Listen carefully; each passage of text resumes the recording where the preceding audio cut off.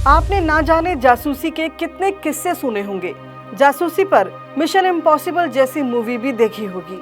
आपने सुना होगा इजराइल की खुफिया एजेंसी मोसाद की महिला जासूसों के बारे में, या रॉ और CIA जैसी वर्ल्ड लेवल खुफिया एजेंसियों के किस्से भी सुने होंगे।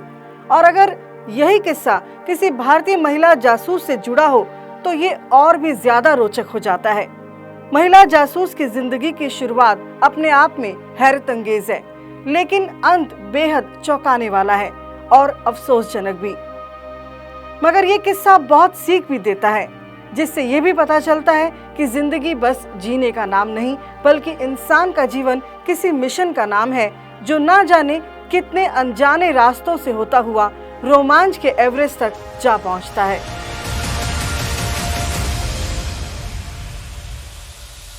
नमस्ते जी, मैं हूं हरप्रीत कौर। किस्सा जोश और जुनून का, एक मिशन का, देश की आजादी का और आर्य समाज मंदिर से निकली हिंदुस्तान की पहली महिला जासूस का है।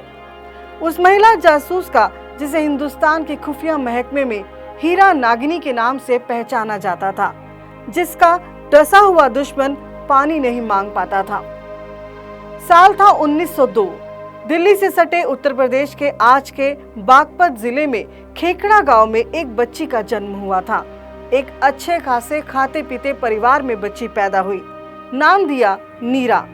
उनके पिता छज्जूमल का बागपत के इलाके के साथ उत्तर प्रदेश में भी बहुत नाम था। छज्जूमल का कारोबार देश भर में फैला हुआ था। इस कारण नीरा को बचपन से ही देश के कई हिस्सों में जाने और हर तरह के लोगों के साथ मेल जोल करने का मौका भी मिला।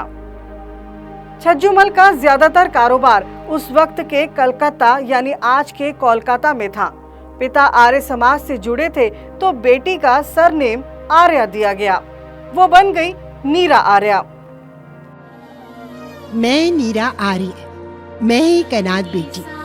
अगर दयानंद तुमने लाला छज्जू राम को प्रेरणा ना दी होती तो कौन छज्जू राम मुझ जैसी अनाथ बेटी को अपने घर पर पालता और मुझे शिक्षा देकर इतनी बड़ी बना देता कि मैं देश और धर्म पर बलिदान होने के लिए आजाद हिंद फौज की सेवा करने लायक बन पाती। धन्य दयानंद, धन्य धन्य दयानंद। ये वही दौर था जब मुल्क में अंग्रेजों की हुकूमत थी और छज्जूमल का ज्यादातर कारोबार के सिलसिले में अंग्रेजों के साथ ही उठना बैठना था। मगर इसके ठीक उलट छज्जूमल के परिवार के दोनों बच्चे यानी नीरा आर्या और उनका भाई शुरू से ही इस बात के कायल थे कि ये देश हमारा है, तो अंग्रेज क्यों इस मुल्क पर हुकूमत कर रहे हैं। बहरहाल नीरा आर्या की पढ़ाई लिखाई ज्यादातर कोलकाता में ही हुई। पढ़ते पढ़ते नीरा उस वक्त के बदलते भारत और भारत के आजादी के परवानों के बारे में भी अखबारों और पत्रिकाओं में पढ़ने लगी, तो उसके दिल की वो भावना और बलवती होती चली गई कि आखिर ये अंग्रेज उसके मुल्क पर राज क्यों कर रहे हैं। पढ़ाई लिखाई के दौरान ही नीरा ने कोलकाता में ही सुभाष चंद्र बोस जी का नाम सुना, क्योंकि नेताजी का नाम आजादी की लड़ाई लड़ने वाले परवानों की फहरिस्त में काफी सम्मान से लिया जाता था। लिहाजा उसका बहुत सारा असर नीरा आर्या पर भी पड़ा। नीरा सुभाष चंद्र बोस के विचारों से बहुत ज्यादा प्रभावित थी। वो भी इस विचारधारा को सही मानती थी कि बिना लड़ाई लड़े देश को आजादी नहीं मिल सकती।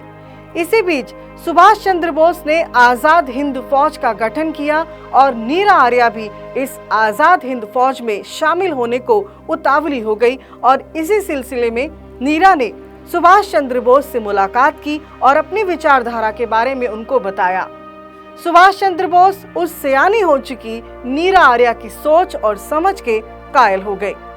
लेकिन किस्से में एक मोड़ आ गया, ऐसा मोड़ जिसे लेने से पहले कोई भी लड़की 1000 बार सोचती। वो भी आज से 122 साल पहले। यानी इधर नीरा सुभाष चंद्र बोस की आजाद हिंद फौज में शामिल होने का इरादा करके उसकी तैयारी में लगी हुई थी। उधर उनके पिता छज्जूमल ने अंग्रेजों की पुलिस के एक CID अफसर श्रीकांत जयरंजन दास के साथ उनका रिश्ता तय कर दिया। नीरा के सामने अब गजब की दुविधा थी। वो अंग्रेज हुकूमत को नापसंद करती थी, लेकिन उनका रिश्ता अंग्रेजों के ही नौकर एक पुलिस अफसर के साथ होने जा रहा था। यानी एक ऐसा अफसर जो अंग्रेजों के लिए उन लोगों की जासूसी कर रहा था जो देश की आजादी की लड़ाई में अंग्रेजों के खिलाफ काम कर रहे थे। नीरा अपने पिता का ज्यादा विरोध नहीं कर सकी और श्रीकांत जयरंजन दास के साथ नीरा का विवाह कर दिया गया। नीरा ससुराल तो चली गई, लेकिन अपनी विचारधारा नहीं बदली। वो घर के साथ साथ ऐसे कार्यक्रमों का भी हिस्सा बनती रही जो कहीं ना कहीं भारत के स्वतंत्रता सेनानियों के लिए किए जा रहे थे। नीरा की इन गतिविधियों की वजह से उनके पति श्रीकांत जयरंजन दास को शक हो चला कि हो न हो उनकी पत्नी का स्वतंत्रता सेनानियों के साथ कोई न कोई संपर्क जरूर है। शक सही साबित हुआ। एक दिन नीरा आर्या घर वालों की मर्जी के खिलाफ सुभाष चंद्र बोस की आजाद हिंद फौज में शामिल हो जाती है। सबसे दिलचस्प यही है कि सुभाष चंद्र बोस की आजाद हिंद फौज में एक जासूसी का विंग भी था जो अंग्रेज अफसरों के घरों में काम करने वाली घरेलू नौकरानी बताकर तैनात किया हुआ था।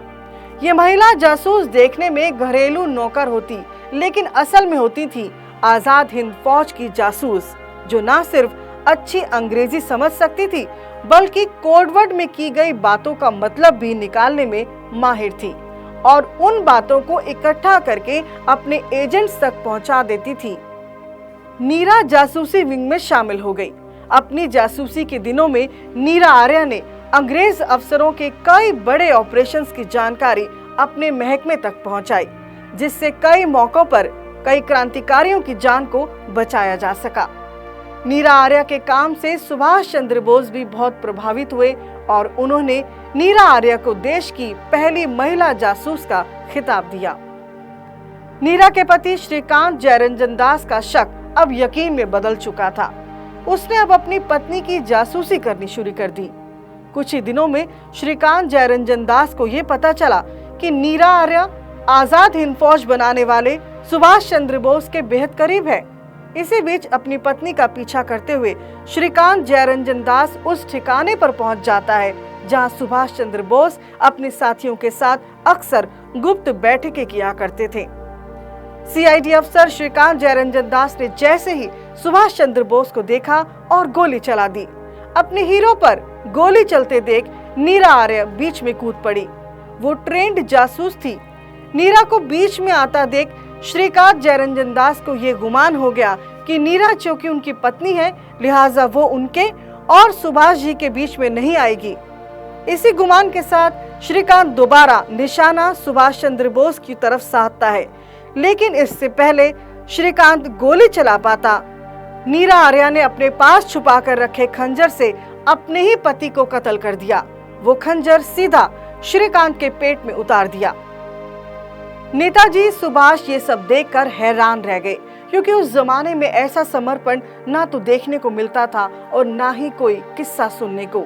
मगर नीरा ने देश के हीरो को बचाने के लिए अपने ही हाथों से अपना सुहाग उजाड़ दिया। नीरा ने कहा था कि वो अपने देश की आजादी और अपने फर्ज के रास्ते में आने वाले किसी को भी नहीं छोड़ेगी, फिर वो चाहे जो भी हो।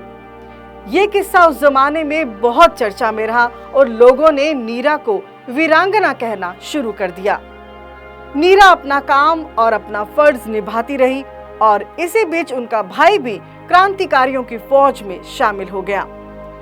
आजाद हिंद फौज देश की आजादी के लिए लड़ रही थी। अचानक 1945 में एक दिन खबर सामने आई कि एक हवाई हादसे में नेताजी की मौत हो गई। इस खबर ने आजाद हिंद फौज में खलबली मचा दी। कई लोग मायूस हो गए। इसी बीच ये खबरें तेजी से आने लगी कि आजाद हिंद फौज के कई सैनिकों ने अंग्रेजों के सामने समर्पण कर दिया। जिन आजाद हिंद फौज के लोगों ने सियासी नेताओं के कहने पर अंग्रेजों के सामने समर्पण किया, उन सभी पर 1945 से लेकर दिसंबर 1946 तक दिल्ली के लाल किले में मुकदमा चला और उन लोगों में एक नीरा आर्या भी थी। अंग्रेज हुकूमत ने इस मुकदमे में आजाद हिंद फौज के तमाम सिपाहियों को बरी कर दिया, ये सोचकर कि अब इस फौज का असली कमांडर तो रहा नहीं, लिहाजा अब ये लोग कुछ नहीं कर सकते।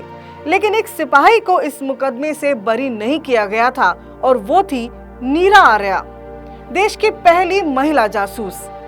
असल में नीरा पर ना सिर्फ जासूसी का इल्जाम था और ना सिर्फ आजाद हिंद फौज में शामिल होने का इल्जाम था, बल्कि एक अंग्रेज पुलिस अफसर के कत्ल का संगीन इल्जाम था, जो कि इत्तेफाक से नीरा आर्या के पति भी थे। नीरा आर्या को अंग्रेज अदालत ने उस वक्त की सबसे बड़ी सजा यानी काला पानी की सजा सुनाई। अंडमान निकोबार में काला पानी की सजा के वक्त के किस्सों को नीरा आर्या ने खुद अपनी किताब में दर्ज किया है। जब जेलर ने नीरा से कड़क आवाज में कहा था, तुम्हें छोड़ दिया जाएगा यदि तुम बता दोगी कि तुम्हारे नेताजी सुभाष है कहां। नीरा ने कहा, मेरे दिल में जिंदा है। जैसे ही नीरा ने यह कहा तो जेलर को गुस्सा आ गया और बोले, तो तुम्हारे दिल से हम नेताजी को निकाल देंगे। और फिर उन्होंने नीरा के आंचल पर ही हाथ डाला और बेहिसाब तकलीफ दी, इतनी कि हम शब्दों में बयान नहीं कर सकते।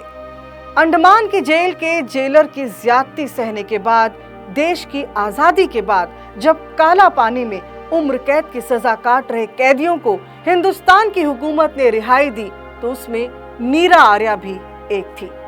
लेकिन नीरा ने नहीं सोचा था कि जिस देश की आजादी के लिए उसने अपना जीवन दांव पर लगाया, अपने हाथों देश की आजादी के लिए अपना सुहाग उजाड़ा, जेल से रिहाई के बाद उसे कोई पूछने वाला नहीं होगा। एक गुमनाम जिंदगी के दौरान वो भटकते भटकते हैदराबाद पहुंच गई। बताया जाता है कि नीरा आर्या यहाँ आखिरी के दिनों में फूल बेचकर अपना गुजारा करती थी। क्या अजीब इत्तेफाक है। नीरा आर्या हैदराबाद में जिस इलाके में एक झोपड़ी में रहा करती थी, उस इलाके को बाद की कुछ सरकारों ने यह कहकर तोड़ दिया कि ये कच्ची कॉलोनी अवैध है। ऐसा भी नहीं है कि उस दौरान तक लोग नीरा आर्या को जानते या पहचानते नहीं थे, क्योंकि आसपास की कई महिलाओं को जब नीरा आर्या के बारे में पता चला तो वो उन्हें सम्मान देते हुए पैदम्मा यानी सबसे बड़ी माँ, सर्वोच्च माँ कहकर पुकारते थे।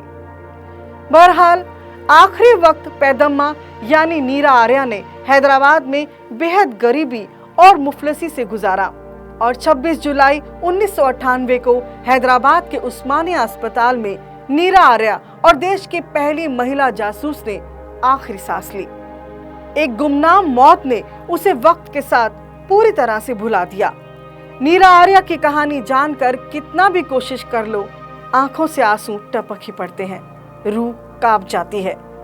ऐसे किस्से हमें बताते हैं कि हमारी माताओं, हमारी बहनों ने अपना सब कुछ इस राष्ट्र के लिए न्योछावर कर दिया था, जिनका नाम आज भी गुमनामी के अंधेरे में जिंदगी जी रहे हैं। नीरा की कहानी का हैरत अंगेज पहलू यही है कि इस महिला ने अपने काम को एक मिशन की तरह पूरा तो किया, लेकिन कभी सरकार या सिस्टम से कुछ नहीं मांगा। उसने जो किया उसे अपना फर्ज समझकर कर दिया। ऐसे सर्वोच्च देशभक्त नीरा आर्या जी को आज आर्य समाज हृदय से शत शत नमन करता है।